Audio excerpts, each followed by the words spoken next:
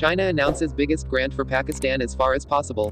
Islamabad, web desk. Chinese Ambassador Yao Jiang said China will provide grants for social sector projects. In the second phase of the CPAC, social sector projects have priorities: technology cooperation and industrial development priorities for promotion of Pakistani exports. According to media reports, Federal Minister for Economic Affairs Muhammad Hamid Azhar met the ambassador of China in Pakistan. Pakistan and China agreed to strengthen bilateral relations in the meeting. On this occasion, the Chinese ambassador informed the Federal Minister for the development of CPAC projects. He expressed his commitment to his government's strategic partnership with Pakistan to express hope that the appointment of Federal Minister for Economic Affairs would further strengthen relations between the two countries. He said, in the second phase of the CPAC social, the projects of the Economic Department include priorities. The PAC is now entering the new phase. The government is determined to implement the second phase implementation of the CPAC for the benefit of the public.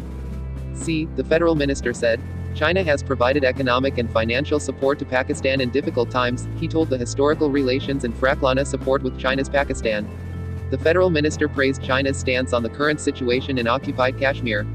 At this point, he also warned the Chinese ambassador to provide the general man's facilities for the development of human resources, health and education, clean water supply, cleaning and construction of houses.